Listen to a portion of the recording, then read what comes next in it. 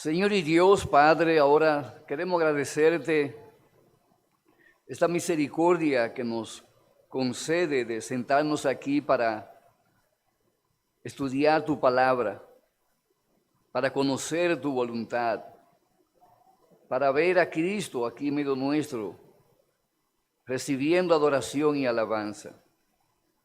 Te imploramos que traiga tu Espíritu como nuestro Maestro en este día. Que cada escuela dominical, que cada maestro reciba labios ungidos por Él. Reciba una lengua de ángel para ministrar tu palabra.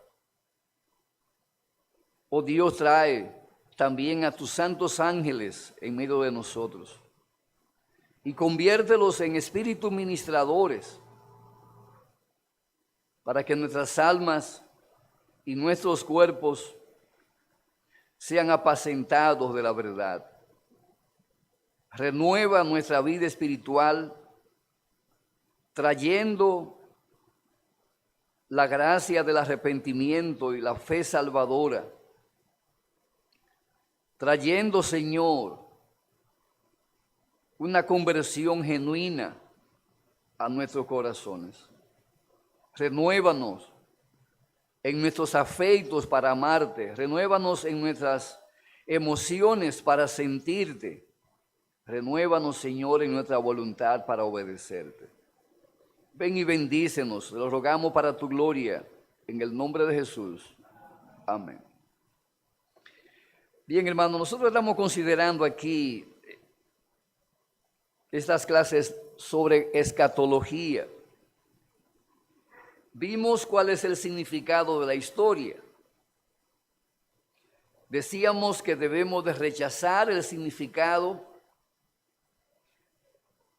griego que le asignan a la historia, los cuales ven la historia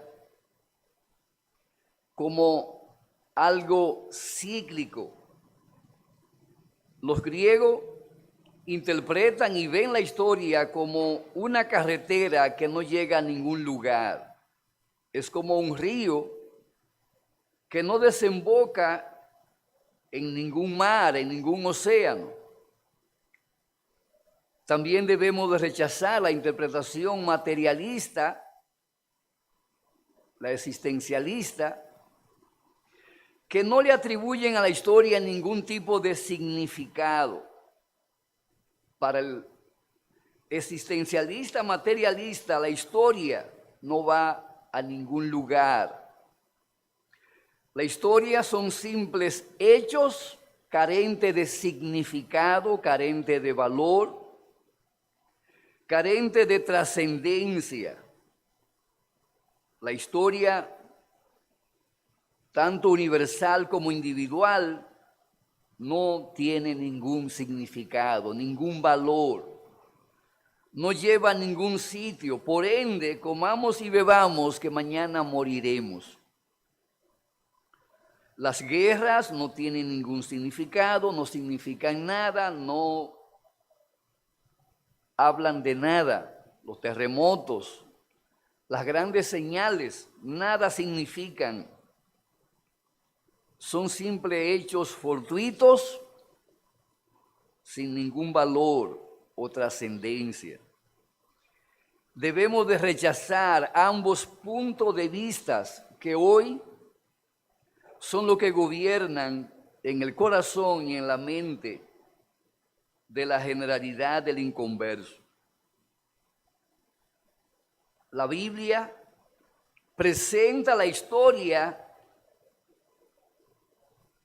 no como hechos fortuitos, sino como la ejecución del decreto eterno de Dios, que se viene ejecutando día por día, semana por semana, año por año, siglo por siglo, milenio por milenio.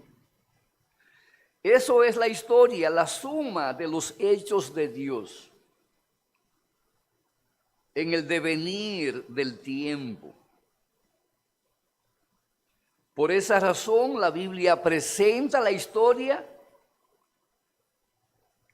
con Cristo como su centro. También vemos la historia a la luz de la Biblia, con Dios como su Señor. Dios es el Señor de la historia. Cristo es el centro de la historia. Toda la historia avanza hacia una meta, hacia un fin, claramente enseñado, determinado por Dios. La primera característica de la historia es la misión, la obra misionera que se lleva a cabo sobre la faz de la tierra. Vimos también que el Espíritu Santo juega un papel preponderante en el devenir de la historia.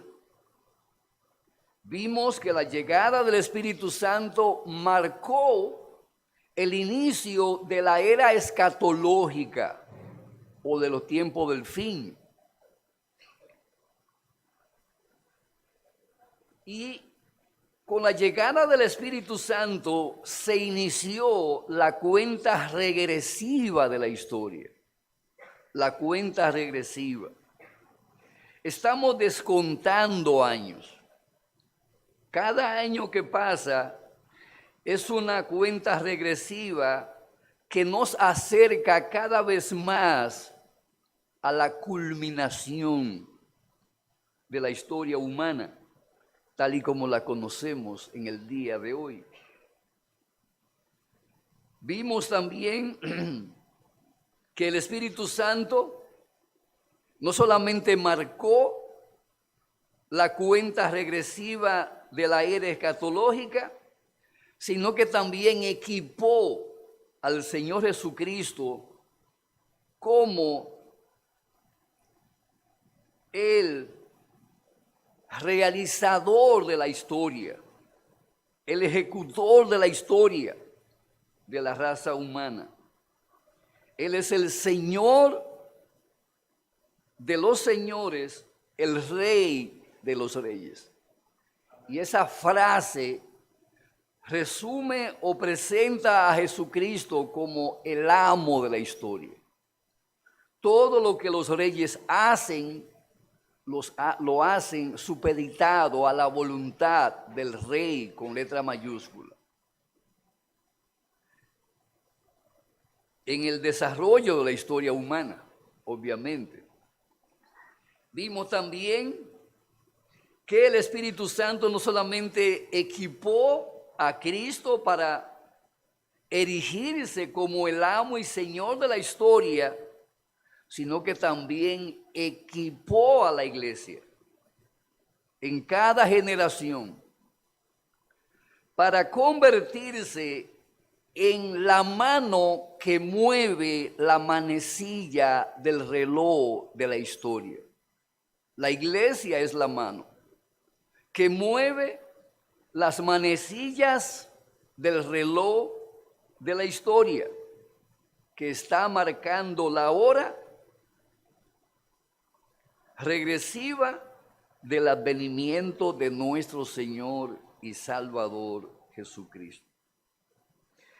Vimos también el reino de Dios en el contexto de la escatología.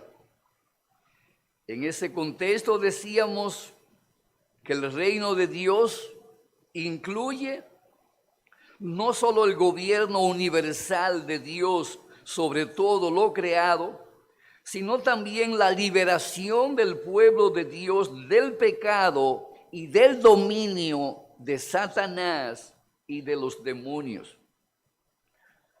Pablo afirma que él fue erigido como apóstol para predicar el evangelio a fin de trasladar a los habitantes del reino de Dios de las tinieblas a la luz y de la potestad de Satanás a la potestad de Dios, o sea, al reino de Dios.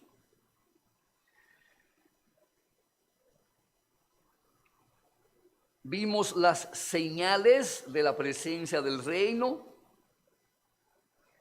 entre otras, echar fuera a los demonios por parte de Cristo, la caída de Satanás, la realización de los milagros por parte de Cristo y los apóstoles, también la existencia de la iglesia y la predicación del evangelio.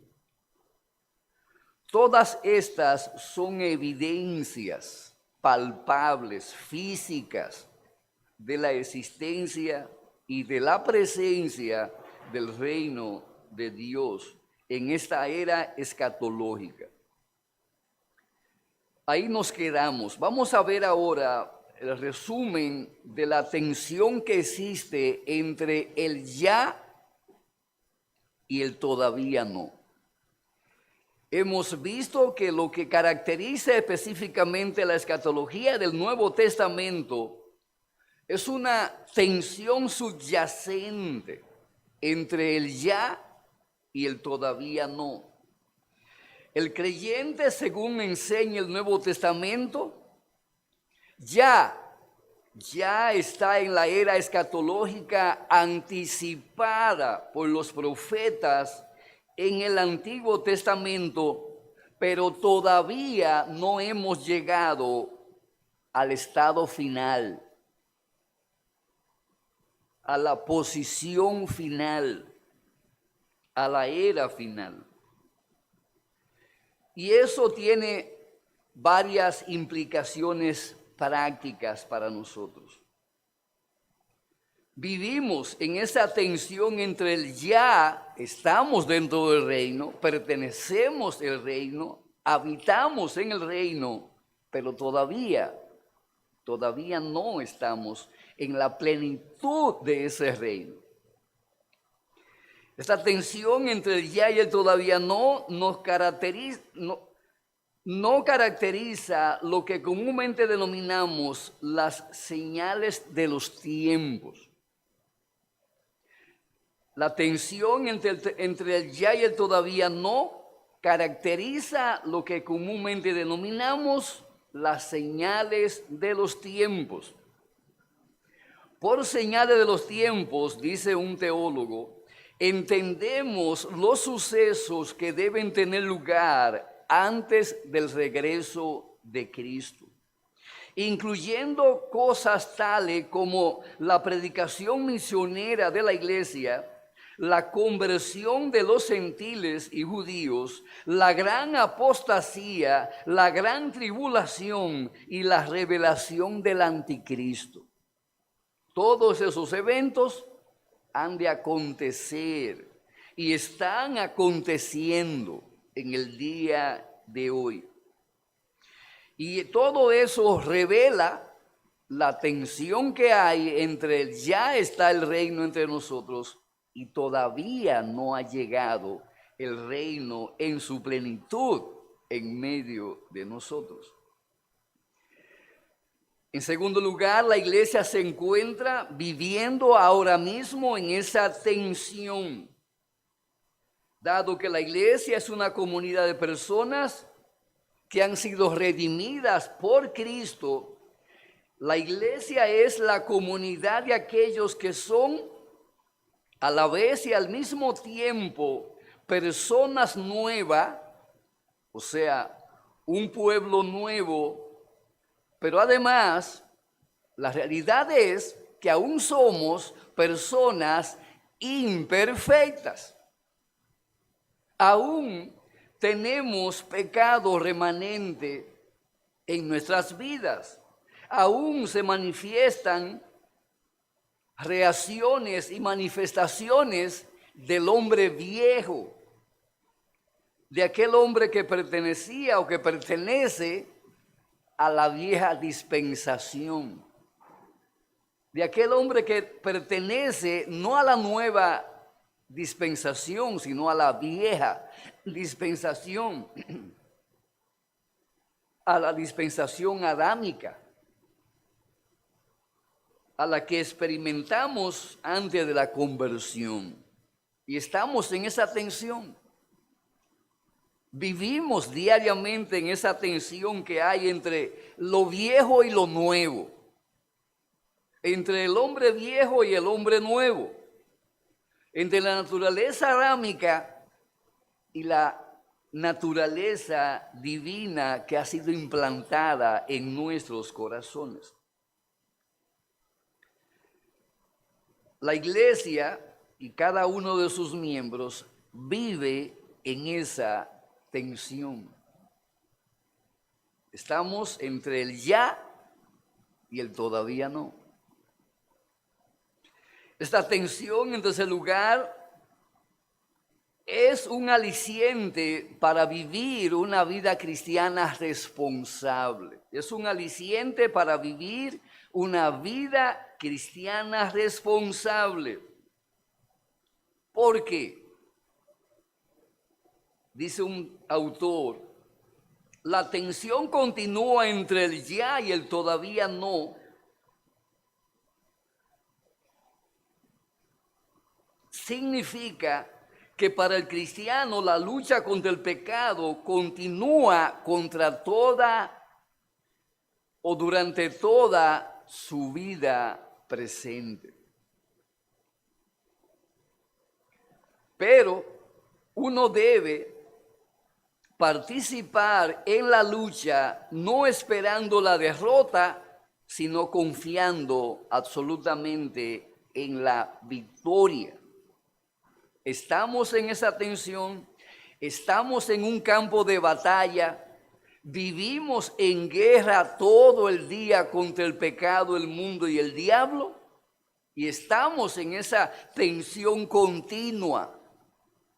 Pero cada día que nos levantamos debemos de entrar al campo de batalla confiando o esperando, no que seremos derrotados, sino que alcanzaremos la victoria al final. El sufrimiento ocurre todavía en la vida de los cristianos porque los cristianos aún no han sido liberados de la plenitud de la presencia del pecado en sus vidas. Mientras haya pecado en nuestras vidas, habrá sufrimiento. El día que en tu vida no haya pecado, no habrá sufrimiento, no habrá dolor, no habrá tristeza, no habrá absolutamente nada que produzca emociones dolorosas en tu experiencia. Pero mientras haya pecado en la vida nuestra y en este mundo, habrá sufrimiento, habrá dolor. Mientras estemos inmersos en el ya, pero todavía no, habrá dolor. Porque eso implica que aún el pecado no ha sido eliminado en su totalidad, ni de nuestras vidas, ni de la vida de nadie. Por ende, el sufrimiento continuará como parte de nuestra experiencia cotidiana en esta tierra. Así como el pecado es parte de nuestra experiencia cotidiana, así también el sufrimiento será parte de nuestra experiencia cotidiana. Y es una evidencia clara de que estamos viviendo en el ya, pero todavía no. Hechos 14:22 nos dice que es necesario que a través de muchas tribulaciones entremos al reino de Dios. Y amados hermanos, eso lo estableció el Señor de la historia. Es necesario que a través de muchas tribulaciones entremos al reino de Dios. Y eso no significa que tengamos que pagar con tribulaciones nuestra taquilla de entrada al reino de los cielos. Básicamente lo que se está estableciendo es que si bien es cierto que el reino de los cielos es una realidad en la vida nuestra, habrá sufrimiento en nuestros corazones y en nuestras vidas. ¿Por qué? Bueno, porque el pecado aún no ha sido eliminado en su totalidad de nuestra naturaleza humana. aún llevamos pecado remanente.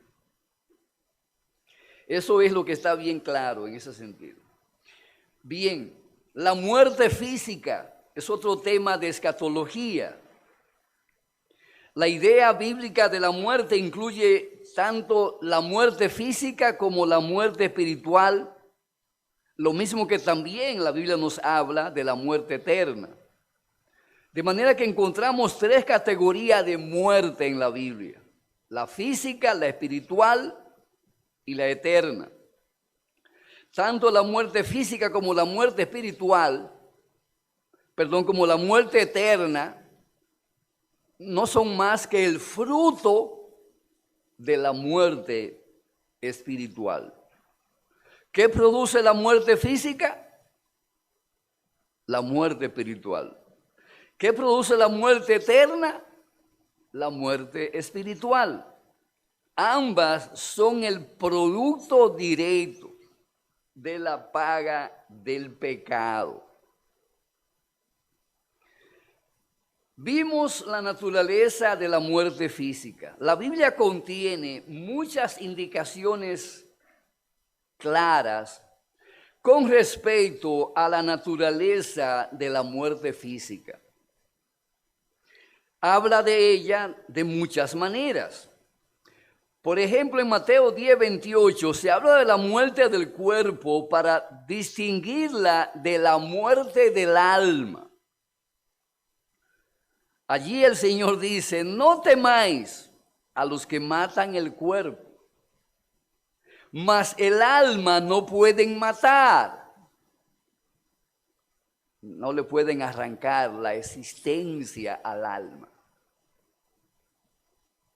Temed más bien a aquel que puede destruir el alma y el cuerpo en el infierno. Ese pasaje es interesante porque obviamente establece una clarísima distinción entre el alma y el cuerpo. Son cosas diferentes. Y ahí se establece un principio sumamente importante. No hay criatura que pueda matar el alma. Nadie tiene la potestad dada por Dios para matar el alma. Nadie. Es una facultad que solamente le corresponde a Dios. Por eso el énfasis. No le teman a la gente, o a los demonios, o al diablo, o al mundo, porque nada le podrán hacer al alma de ustedes. Témanle a quien puede coger el cuerpo y el alma y zumbarlo para el infierno. A ese deben de temer. La muerte también se explica como una separación del cuerpo y del alma. Eso está establecido bien claro en Eclesiastés 12:7. El polvo vuelve a la tierra, de donde fue tomado, al que pertenece, y el alma, ¿qué dice el Espíritu Santo? Retorna, regresa a Dios que la dio. Más claro de ahí, no canta un gallo. Hay muchos otros pasajes bíblicos: Santiago 2:26, Juan 19:30, Hechos 7:59, Filipenses 1:23, etc. Hay muchos textos bíblicos que establecen ese mismo principio. La muerte es una separación entre el cuerpo y el alma. Podemos ver entonces que el alma tiene como residencia el cuerpo humano. Y es lo que el apóstol Pablo establece en ese pasaje que está en 2 Corintios, texto muy conocido de todos. 2 Corintios capítulo 5. Sabemos que si nuestra morada terrestre, este tabernáculo, se deshiciere, tenemos de Dios un edificio, una casa no hecha de manos, eterna en los cielos. Pero ¿para qué es ese edificio? ¿O para quién? Para el cuerpo. Sabemos que no, porque el cuerpo va al polvo, va a la tierra, se lleva a la sepultura. Obviamente que esa es una porción que revela que cuando el alma deja de usar el tabernáculo de nuestro cuerpo, cuando se deshace el tabernáculo, Dios no ha dejado el alma para que viva en un lugar sin residencia, sin techo. El techo de nuestra alma ahora es el cuerpo, pero cuando el alma salga del cuerpo hay otro techo que Dios diseñó. Eso es lo que dice ahí. Eso es lo que se establece claramente ahí. Tenemos de Dios un edificio, una casa. Dios ha diseñado casa para nuestra alma aquí y casa para nuestra alma allá. Eso es lo que se establece ahí.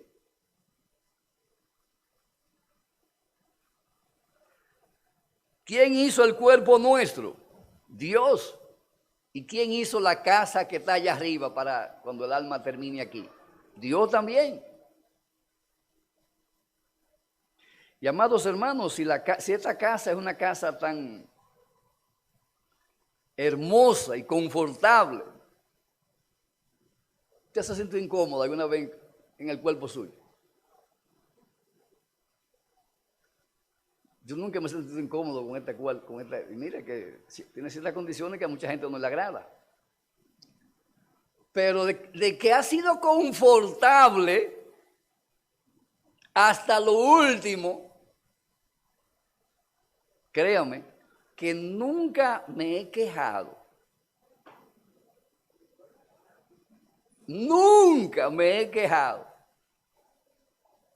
de esta casa que le dieron como habitación a mi alma. Nunca. Nunca. Porque tiene absolutamente todo lo que el alma mía necesitaba. ¿Para qué? Para subsistir. Mi alma necesitaba una boca para hablar. Tengo boca. Necesitaba unas orejas u oídos para escuchar. Tengo oído. Necesitaba ojos para ver. Tengo ojos. Pies para caminar. Tengo pies. Etcétera, etcétera. Todo lo que el alma necesitaba para habitar de manera confortable, Dios lo colocó en esta casa llamada cuerpo humano. Y amados, por eso estamos tan apegados, por lo bien que nos sentimos aquí, es que estamos tan apegados. ¿Quién se quiere morir? ¿Usted se quiere morir? Nadie quiere morir, nadie quiere abandonar la casa. Nacemos apegados a ella y nadie quiere salir de allí. ¿Por qué? Porque nos sentimos muy cómodos, muy confortables. Nos sentimos chévere ahí en esa casa bendita de nuestro cuerpo. Tenemos de Dios. Y óigame, si esta casa era buena o es buena, imaginaos la casa de allá arriba. Pablo la presenta claramente. Tenemos de Dios un edificio, una casa no hecha de manos, eterna, eterna en los cielos. Y Pablo, quien tuvo la oportunidad de viajar para allá y ver la casa anticipadamente, porque él viajó para allá, lo llevaron, le dieron un tour a Pablo, ¿se acuerda? Él viajó para allá. Por eso en el versículo 8, cuando él meditaba en el tema del viaje de regreso a esa casa que vio, Vea lo que dice él. Pero confiamos y más quisiéramos estar ausentes del cuerpo y presentes al Señor. O sea, él comparaba la casa actual que tenía con la casa que vio, la que le correspondía después que terminara su jornada aquí en la tierra. Y él dice que añoraba, quisiera estar ausente del cuerpo. Quería abandonar ya esa casa de campaña para ir a morar en ese edificio, en esa casa no hecha de manos, eterna en los cielos. Eso habla obviamente de aquel lugar donde Cristo le dijo al famoso ladrón arrepentido: hoy estarás conmigo en el paraíso. De eso es que estamos hablando. A esa casa es que Pablo se refiere, a ese edificio es que Pablo se refiere. Y para allá es que Pablo añoraba ir, junto con los santos. Confiamos, o sea, mientras más sabemos, mientras más información conocemos acerca de ese edificio, de esta casa, no hecha por manos humanas, de esa casa eterna, Pablo dice, mientras más sabemos de eso, más quisiéramos estar ausentes del cuerpo y presentes allá en esa casa. Ahora, es notable que Pablo habla aquí de estar ausente del cuerpo. ¿Qué es la muerte, entonces? Bueno, la muerte es el momento en que el alma se ausenta del cuerpo. Eso es la muerte. Ausente del cuerpo. Los ojos quedan ahí, pero no ven. ¿Por qué? Porque lo que ve es el alma. Los oídos están ahí, pero no oyen. ¿Por qué? Porque lo que oye es el alma. Los órganos productores de emociones están ahí, pero no sienten. ¿Por qué? Porque lo que siente es el alma. Cuando el alma se ausenta, lo que queda allí es una pila de materia en rápido estado de descomposición. ¿Qué le da vida a esa materia? El alma. El alma. La muerte entonces es la separación de la materia del ruá o espíritu, o suché, alma, como se le llama en griego.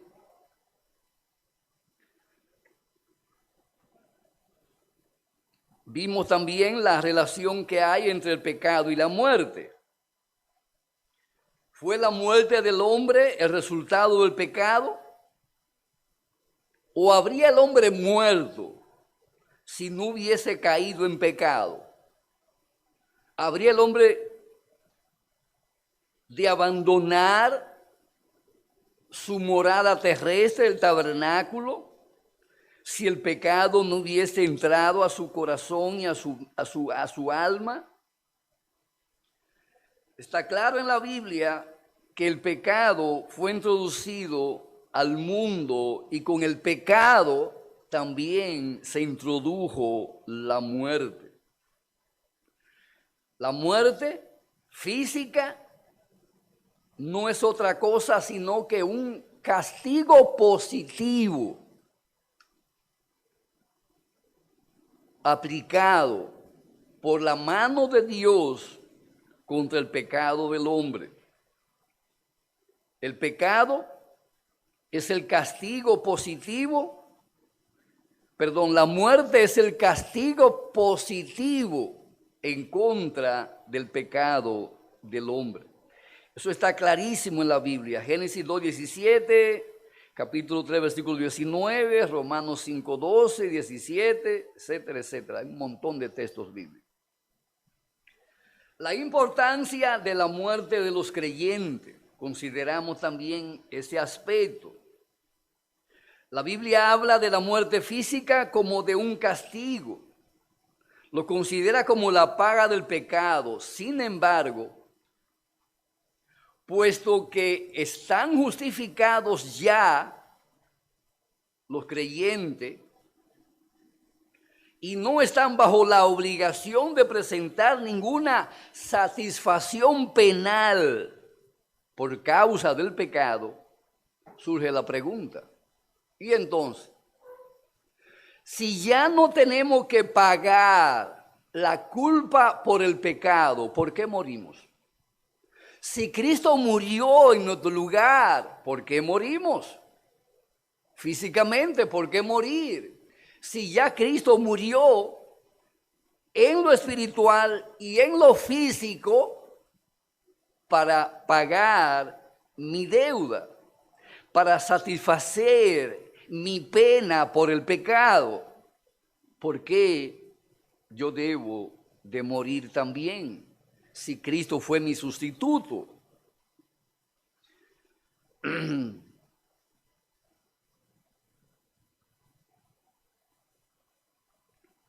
¿Por qué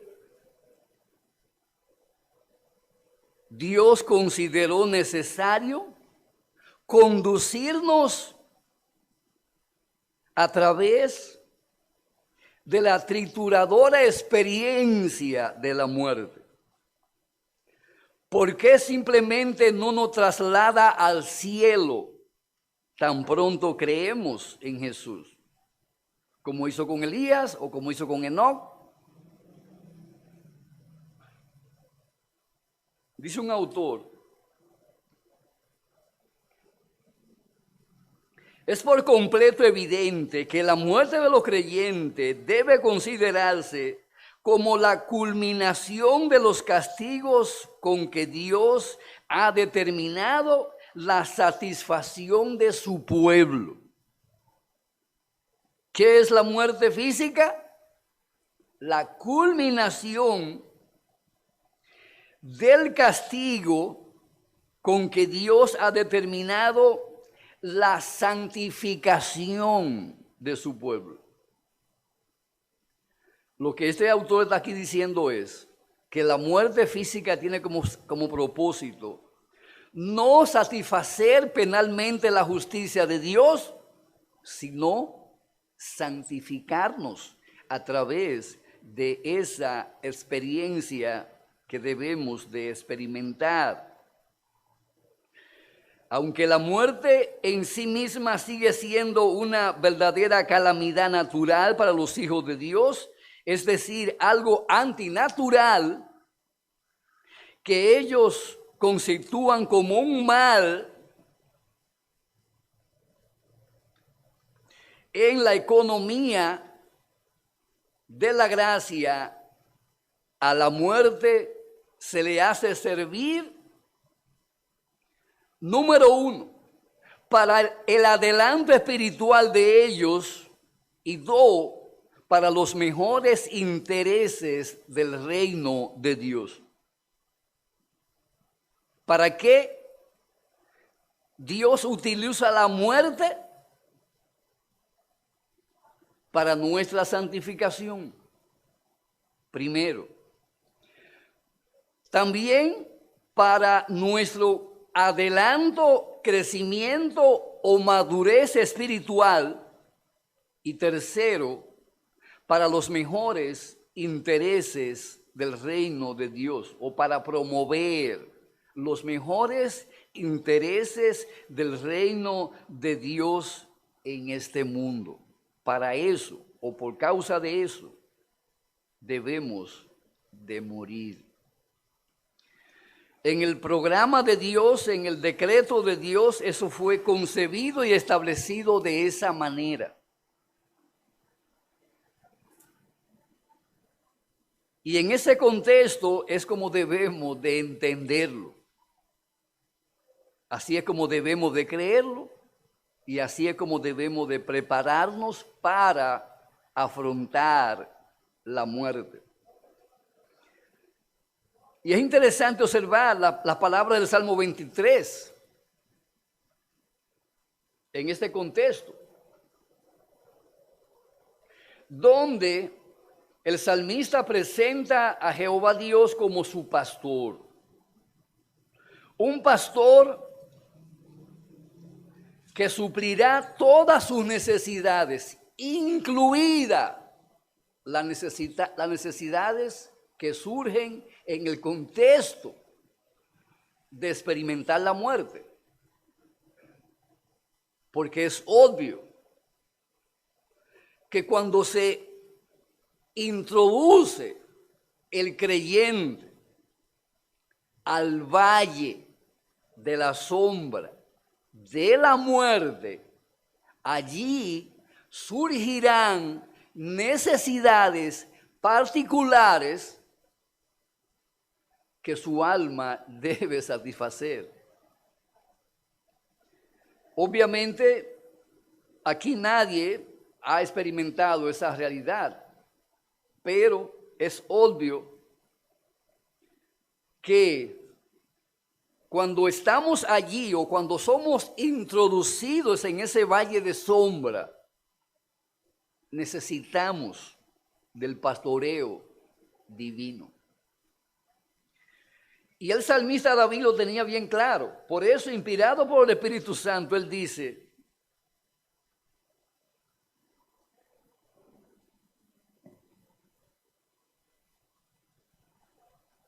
en el versículo 4, aunque ande en valle de sombra de muerte, no temeré mal alguno, porque tú estarás conmigo.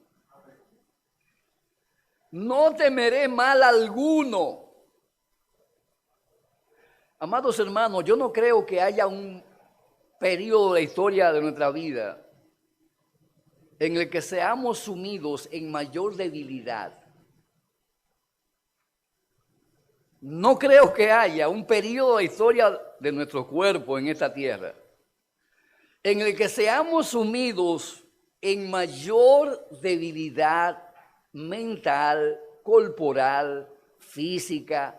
Óigame, ahí usted es convertido o reducido a un verdadero pedazo de barro, incapaz, incompetente, impotente, aún de cosas tan elementales como hablar o pedir cualquier tipo de ayuda. Yo no me imagino ese tiempo, esa debilidad. Yo no me lo imagino porque eso es terrible. Pero la realidad es que yo no creo que haya un periodo en la dispensación de la vida humana en que el hombre se encuentre sumido en mayor necesidad que en esa. Ahora, mire qué palabra más alentadora. Aunque ande en valle de sombra de muerte, no temeré mal alguno. Y da la razón. Porque tú estarás conmigo. O sea, la presencia misma de Dios en persona estará allí para Él en persona afrontar los males que en ese contexto de gran debilidad y de gran insuficiencia, de gran debilidad, acontecen en la vida humana. Y eso, mis amados hermanos, es algo grandemente consolador. Grandemente consolador. La muerte, Dios la hará servir para nuestro progreso espiritual, para nuestro adelanto espiritual, para nuestro crecimiento espiritual, para nuestra madurez espiritual. Dios la usará para eso. La usa para eso. Por eso dice la Biblia, es mejor ir a la casa del luto que a la casa del banquete. ¿Y por qué? Porque usted aprende mucho más sobre esta importante doctrina cuando está en la funeraria que cuando está en un banquete. ¿Es así o no? ¿Usted ha pensado en la muerte alguna vez sentado en la mesa? Usted no piensa en la muerte. Sufre de amnesia en ese momento. Ahora, cuando usted va a una funeraria, ahí sí. Cada página de esta doctrina, usted la revisa inmediatamente ahí. Le da para atrás a la página de la doctrina de la muerte, porque usted sabe que uno van adelante y otros van detrás. Es una fila. Eso es lo que dice un merengue por ahí. Y esa es una cruda realidad, mis amados hermanos. Una cruda realidad. Esa es la convicción del salmista, es la convicción de cada creyente. Ahí en ese contexto es donde él dice, tu vara y tu cayado me infundirán aliento, adereza mesa delante de mí en presencia de mis angustiadores, ungirá mi cabeza con aceite, mi copa estará rebosando, ciertamente el bien y la misericordia me seguirán todos los días de mi vida, y en la casa de Jehová moraré por largos días. Amados hermanos, eso es lo que produce el Señor en el contexto de ese periodo histórico de nuestras vidas, cuando nos toque cruzar el valle de sombra de muerte. Que Dios nos conceda, amados hermanos, prepararnos para eso, seguirnos preparando, porque mientras usted mejor preparado está para afrontar esa terrible realidad,